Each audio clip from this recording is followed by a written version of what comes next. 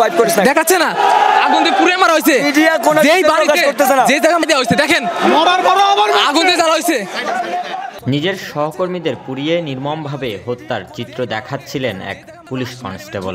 সাথে অভিযোগের শেষ নেই, তারা কখনোই চাননি সাধারণ মানুষের উপর গুলি চালাতে, বাধ্য হয়েছিলেন ঊর্ধ্বতনদের আদেশে। আমরা ওদের হুকুমের গোলামি না করলে আমাদেরকে সবসময় সাসপেনশনের ভয়, পানিশমেন্ট একটার পর একটা আমাদেরকে দিয়ে রাখতো। প্রত্যেকটা অফিসার রাত্রে পালাইছে, কোনো অফিসার আমাদেরকে কিছু বলে না, আমাদেরকে এখান থেকে আশ্রয় নামাই দিছে, আমরা হামলা করব, ওরা পালাই যাবে, মরলে আমরা মরবো, ওদের কোনো কিছু ছিল না। ওদেরকে কল দিছি, কল ধরে না। আজকে এই সিনিয়র অফিসাররা, এই কুত্তার বাচ্চারা এদের নিজেদের র‍্যাঙ্ক লাগানোর জন্য নিজেদের ব্যক্তির সাথে আমাদের বাহিনীকে ব্যবহার করেছে। আমি আমার জনগণের উপরে কেন গুলি চালাবো? মানে আমাদেরকে যেটা অর্ডার করে হুকুমের দালাল।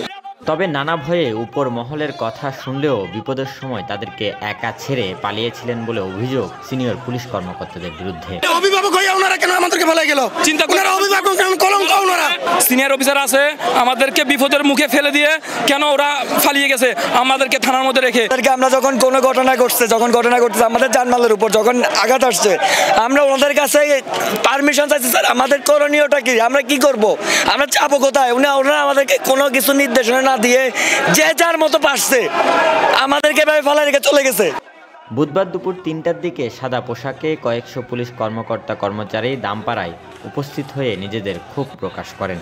এদিন কর্মবিরতিতে থাকা পুলিশ সদস্যরা ১১ দফা দাবিতে করেন বিক্ষোভ।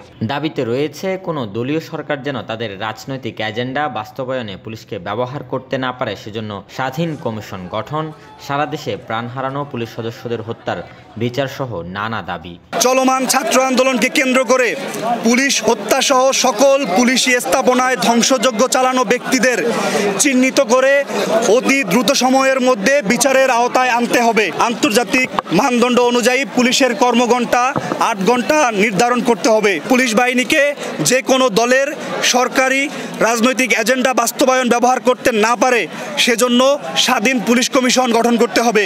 গেল সোমবার হাসিনার দেশ ত্যাগের পর সারা দেশে থানা ও স্টেশনে হামলায় কোণঠাসা হয়ে পড়ে পুলিশ। তবে ঊর্ধ্বতনদের কোনো নির্দেশনা না পেয়ে জীবন ঝুঁকিতে পড়া এবং সেনাবাহিনীর সাহায্য না পাওয়ায় ক্ষুব্ধ তারা।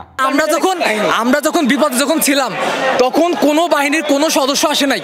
কে সেনাবাহিনী কি উচিত কি ছিল না যে বাংলাদেশে ৪৫৫টা থানায় আক্রমণ হয়েছে, কে তাদের কি উচিত ছিল না যে আমাদের নিরাপত্তা দেয়া? আমরাই কেন একমাত্র বাইরে ছিলাম? আমরা কেন বাইরে থাকবো? আমরাই কেন মরলাম? এদিন দামপাড়া পুলিশ লাইন্স মূল ফটকের সামনে নিরাপত্তায় দেখা গেছে সেনা সদস্যদেরকে। ভেতরে পুলিশ কমিশনারের কার্যালয়ের সামনে এই বিক্ষোভ কর্মসূচি পালিত হয়। Robin Dasgupta, news now 24, Chittagong.